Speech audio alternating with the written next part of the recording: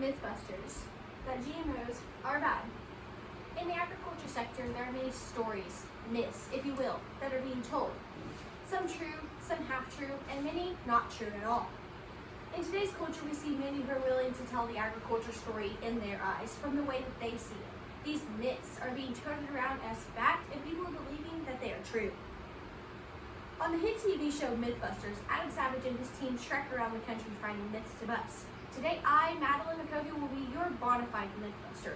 We will call out those telling these agriculture myths and put them to the test and find out if we can call them fact or fiction. The myth today is going to be GMOs in agriculture, that they are bad and harmful for us. I will show you really what a GMO is, what they do, and how the myth is not true at all. Lately, it seems that more and more information is being pointed out about these GMOs, and it is all painting it in a completely negative light. But let's take a closer look at what a GMO is and why we have them. When you state a GMO in its general terms, it is stated as a genetically modified organism. It kind of sounds like it came out of a sci-fi movie, but what really is it? At a recent interview at Purdue University with Dr. Rick Mellon, he states and breaks down the components of a GMO for us. He says that genetically refers to genes, and genes are made up of DNA, which is a combination of instructions for how a cell is supposed to grow and develop. The M stands for modified, which just means that it has been changed or altered in some way, and the O is for organism. When people would think about a GMO crop, they would immediately think, oh yeah, it's a crop.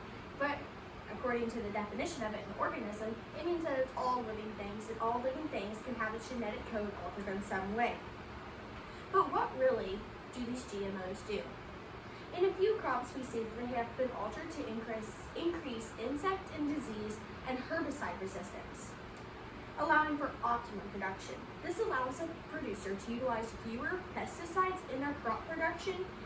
Through this production and through this new technology, we have also been able to increase yields and still use the same amount of land. This in turn results in farmers producing more for our growing population that grows every day.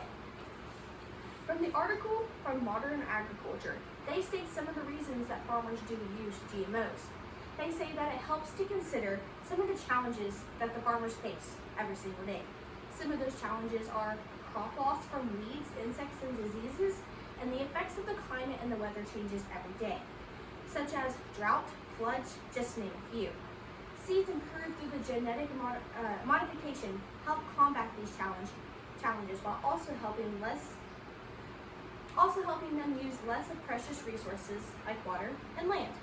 Also, according to Citable from Nature Education, some benefits for genetic engineering in agriculture are increased crop yields, reduced costs for food and drug production, reduced needs for pesticides, enhanced nutrient composition and food quality, resistance to pests and diseases, greater food security, and medical benefits to the world's growing population.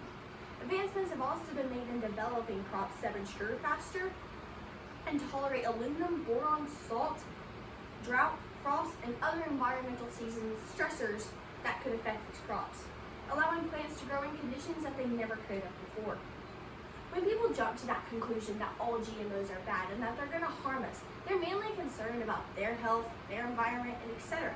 But they're not really looking at the facts.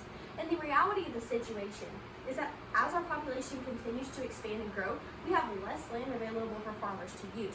Houses are being built on land that could be used for fertile farming. Producers are going to have to find a way to grow more crops with the less land available to them. Through this advancement of GMOs, farmers are able to do that. Farmers are also able to produce food that is safer, like squash that is unpalatable to insects, which causes less contamination from those insects, and food that lasts longer, like apples that don't brown as fast. GMOs are one technological advancement that makes all of that possible. But you might ask yourself, what crops do I know of that actually utilize these GMOs? It's actually less than what you think. Today, the only commodities that utilize the GMOs are papaya, soybean, corn, canola, squash, sugar beets, and apples and potatoes. It's not that many. GMOs are also associated with pesticides, and that's why many people would think negatively about them. They think that pesticides are bad, but if you look at the facts about pesticides, they're really not. According to Harvard University's article, they state that pesticides can protect our homes and buildings from structural damage by creatures such as termites. They can also protect our health too. Disease outbreaks are prevented by controlling insect and rodent populations. Pesticides can even disinfect our drinking water and medical instruments. Technological advancements happen every day, especially in the agriculture world. Like these GMOs I just discussed, now whether or not you believe that they might be good or bad for you is completely up to you.